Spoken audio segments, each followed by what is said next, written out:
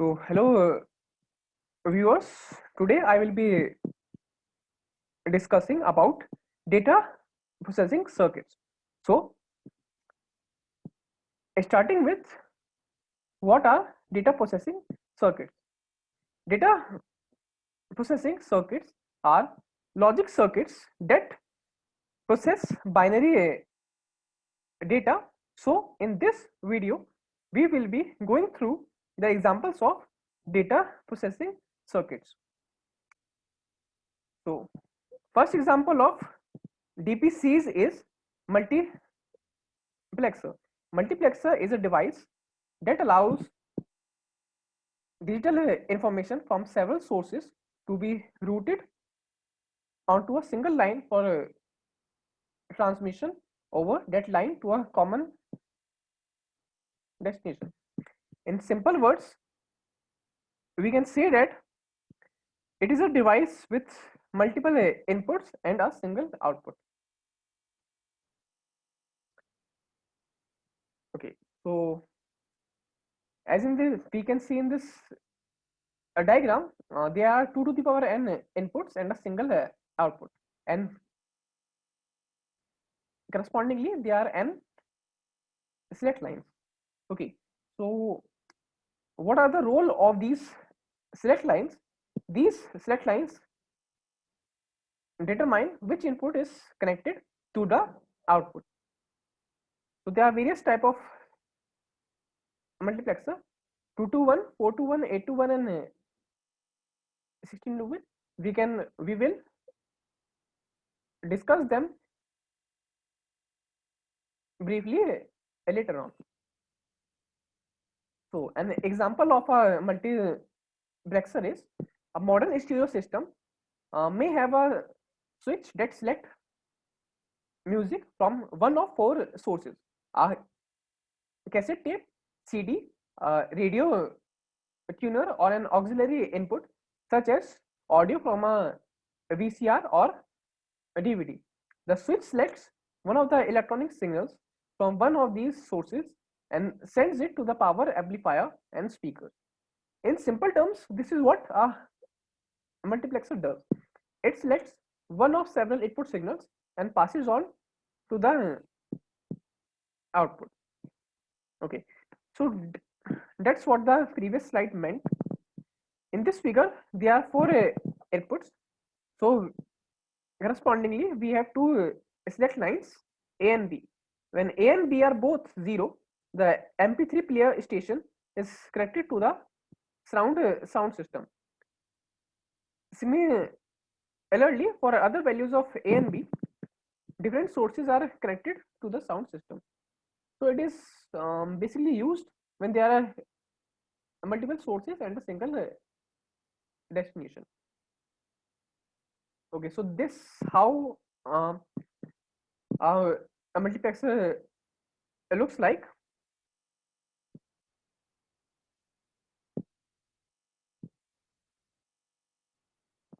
Here we can see that there are select lines and inputs at the end of a rectangular box, and this output y on the other side. According to convention, the subscript starts from 0. Now talking about the 2 input multiplexer, we can see that here the select lines play a very important role as they decide that which output is going to be connected with the input. So if S is 0, the output is I naught, and if S is 1, the output is I1. Basically, a multiplexer contains AND gates connected by an OR gate. So now coming on to 4 to 1 multiplexer, the design is very similar to 2 to 1 multiplexer. Just the difference is that there are 2 select lines in place of 1 and 4 inputs in place of 2. So that's how the truth table looks like for a 8 to 1 multiplexer. Here, one thing to notice that A will be your MSB and C is going to be your LSB. So now coming on to the second example, D multiplexer. DMUX is a digital switch with a single input and multiple outputs. So we can say that it is just opposite to a multiplexer, which is quite evident in this figure. Here in this, input is 1 and outputs are 2 to the power n, which is just opposite to our multiplexer, in which inputs were 2 to the power n and outputs were just 1, and correspondingly we have n select lines. And here the role of select lines is to determine which output the input is connected to. So as I said, DMUX basically reverses the multiplexing function. It takes data from one line and distributes them to a given number of output lines. For this reason, the demultiplexers is also known as a data distributor.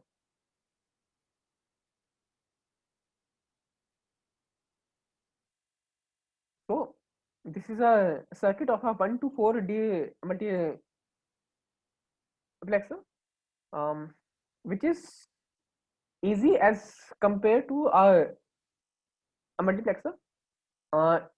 In a multiplexer, you are having AND gates followed by an OR gate, but in this you are just having the AND gate, and which will determine your output.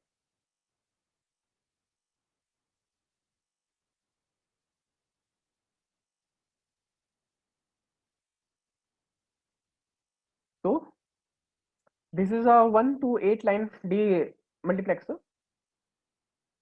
Here you can see the outputs are in the form of the single input. Just what's the difference here is the combination of S0, S1 and S2 are different.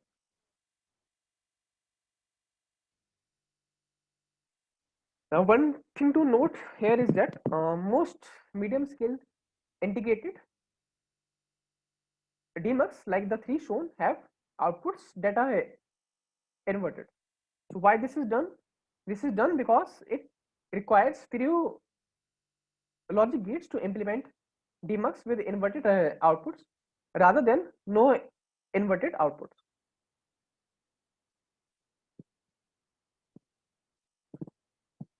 So you can also create a 4 to 1 multiplexer with the help of 2 to 1 multiplexers. But the only difference will be the circuit will be larger. So we can conclude one thing, that we can design a larger demultiplexer with the help of a small multiplexer of small order. Now coming to the decoder, as the name suggests, decode means to just elaborate a code. So we can just guess one thing, that the inputs will be lesser and the outputs will be more. So that's what it is. A decoder has n inputs and 2 to the power n outputs. The outputs are similar to a D multiplexer,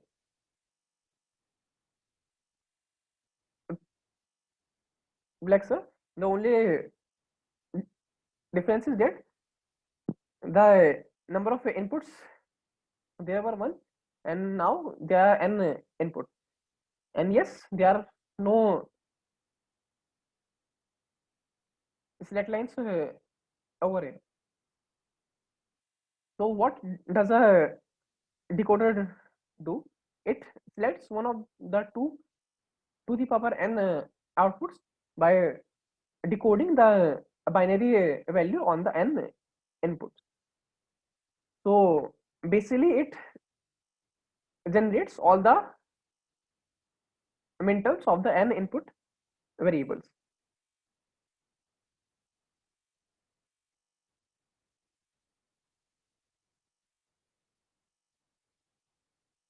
Okay, so we can say there are two inputs in this figure, and correspondingly 2 to the power 2 is equal to 4 outputs, which are just nothing but a combination of A and B.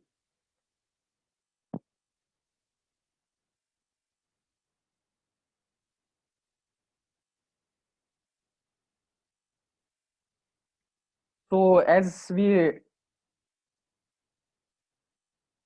discussed, the outputs are generally inverted because it requires few logic gates to implement a circuit. So these are known as active low outputs.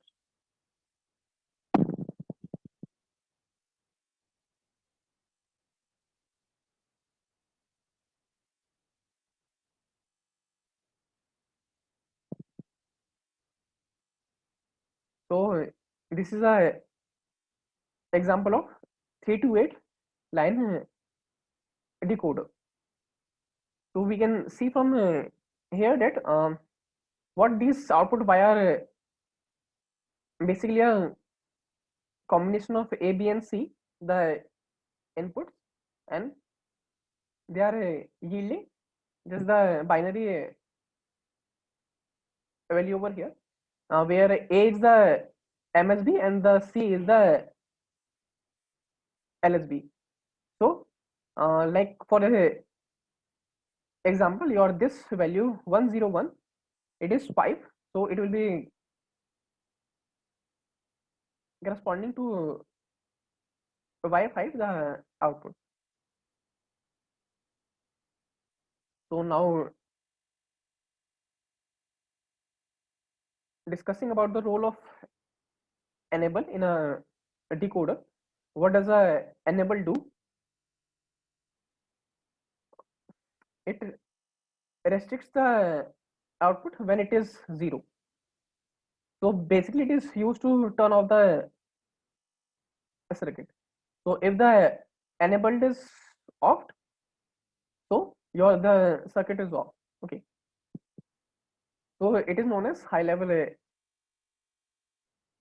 enable.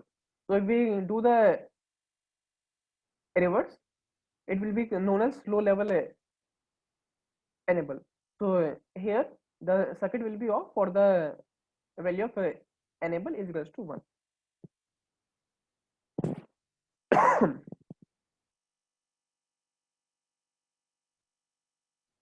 So like the multiplexers, you can also design high order decoders with the help of low order decoders, as it is shown in this figure.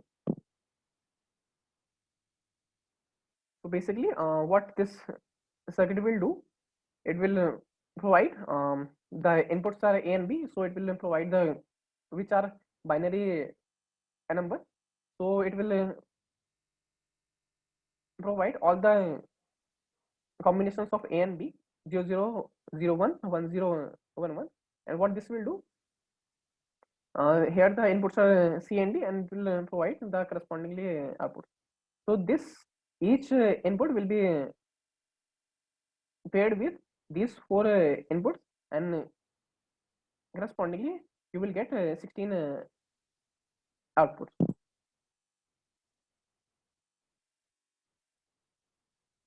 So you can notice one thing more is that then the circuit is very similar to the that of D multiplexer. Just the difference here is that there are no set lines.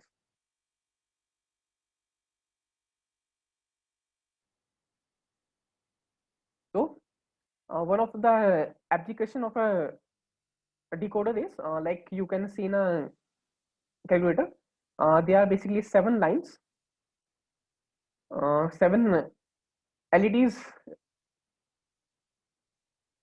basically, which help us to view a number from digits from 0 to 9. Now coming on to encoders. What are encoders? It's just the opposite of a decoder. They are to the power n inputs and n outputs. So what does a encoder do? An encoder outputs the binary value of the selected input. So it just performs the inverse operation of a decoder. So some issues with it are, what will happen if more than one input is active, and the second one is what if no inputs are active. This all we will be discussing later on. So now what's the difference between a decoder and a encoder? In a decoder, the input to output ratio is n upon 2 to the power n, whereas in encoder it is 2 to the power n divided by n. So in decoder, the input is in the form of a binary code, whereas in a encoder, the input is in the form of 1 out of 2 to the power n combination, we can say.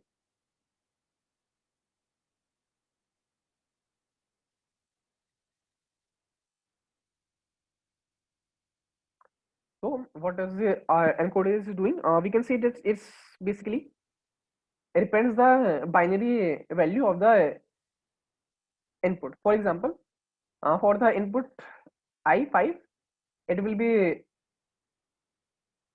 representing the value of 5 with Y2 as MSB and Y0 as LSB.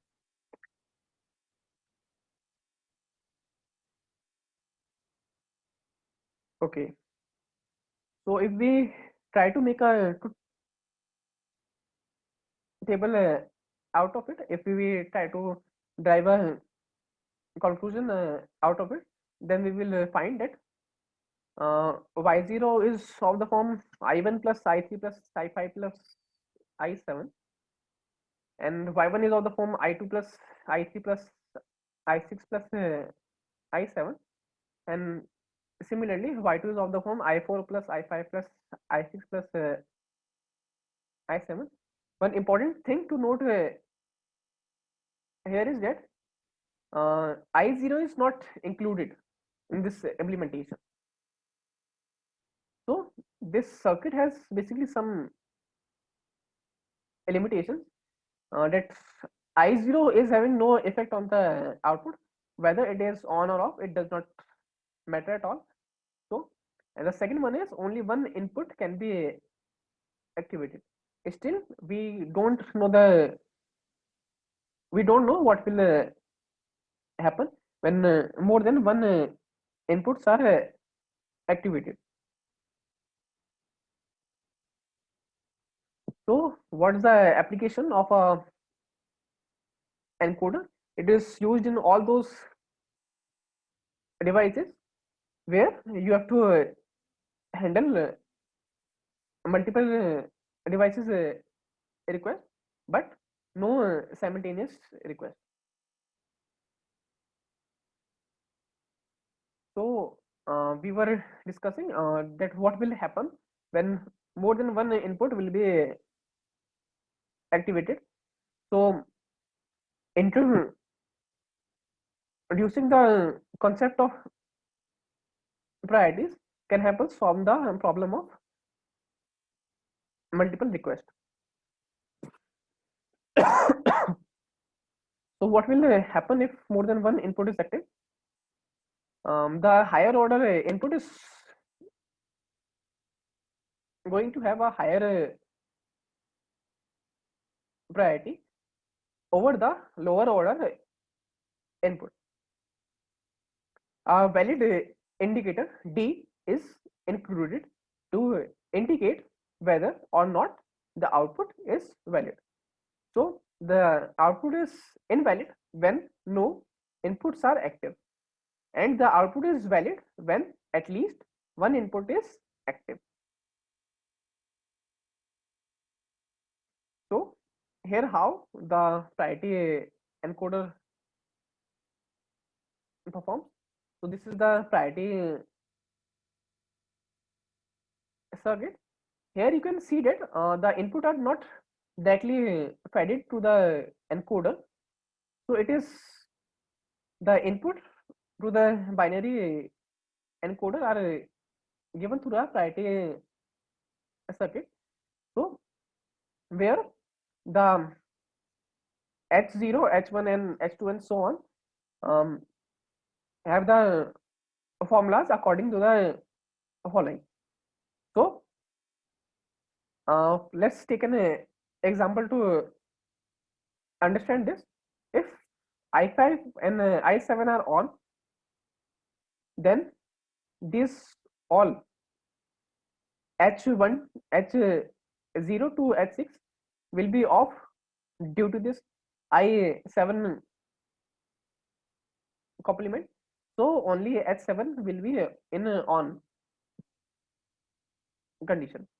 So for a example, if many encoders are open, so the output having higher order will be executed.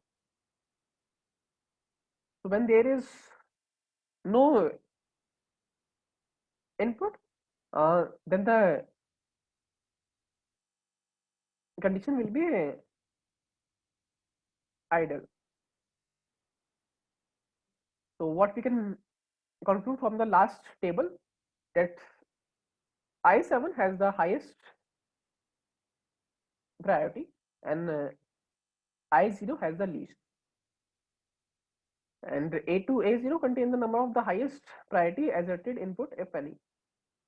So basically they will represent the binary output of the highest priority input. So idle will be asserted if no inputs are asserted.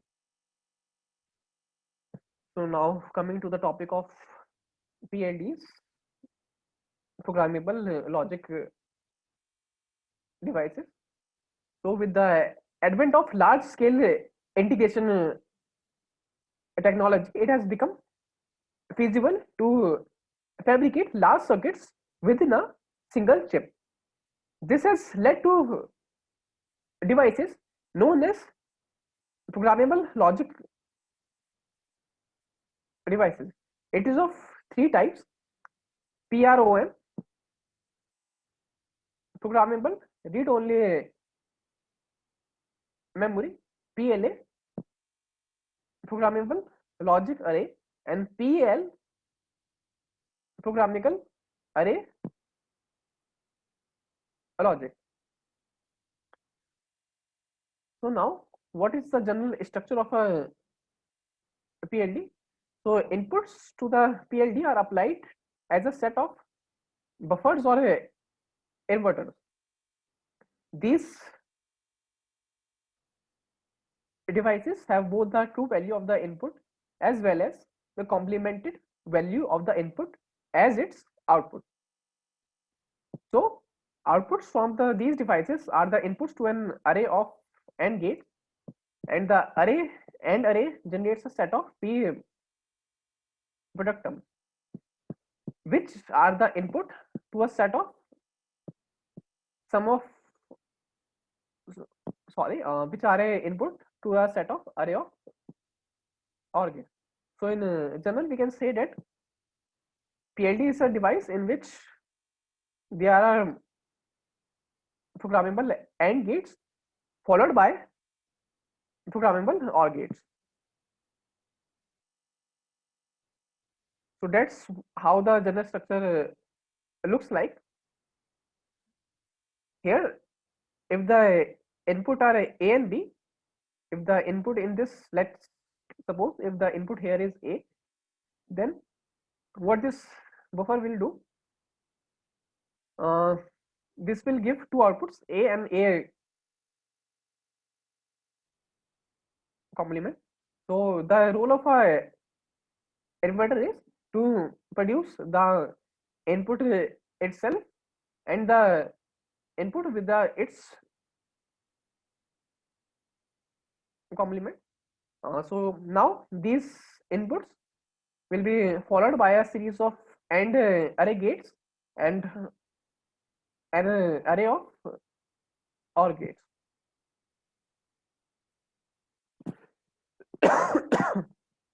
So the types are defined basically on the basis of whether one or both of the gate arrays are programmable.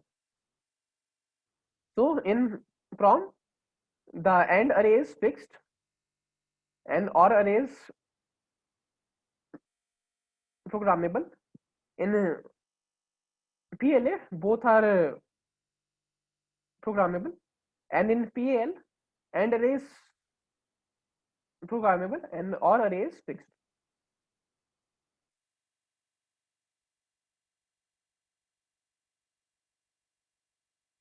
So what approach is designed in our PLD? So in this, the inputs are connected to a fuse. So if the gate realizes the product term ABCD, and if we want to generate a product term BC, so what we do is we remove the AD connections by blowing the corresponding fuses. So with the help of programming. So what is programming? Programming it is a hardware procedure, a specialized equipment called programmers is needed to carry out the programming of a PLD. So what the notation is used? This circuit is described by a perpendicular straight lines with a cross. So what this cross indicates that the fuse is intact, or we can say the correction is there. So if there is no cross, we will say there is no correction as at all.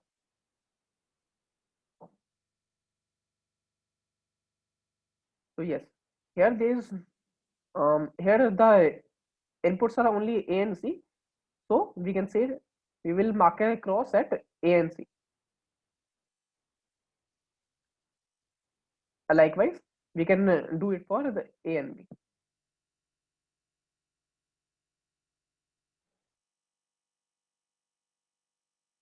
So if we are not able to modify input, we indicate by a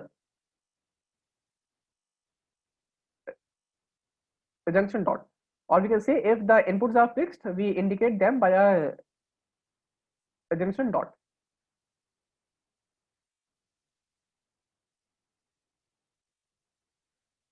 So famous notation is used when all the your inputs are intact. That is, instead of marking the cross on the input side, we directly mark a large cross onto the gate, which indicates that all inputs are intact. So thank you for listening.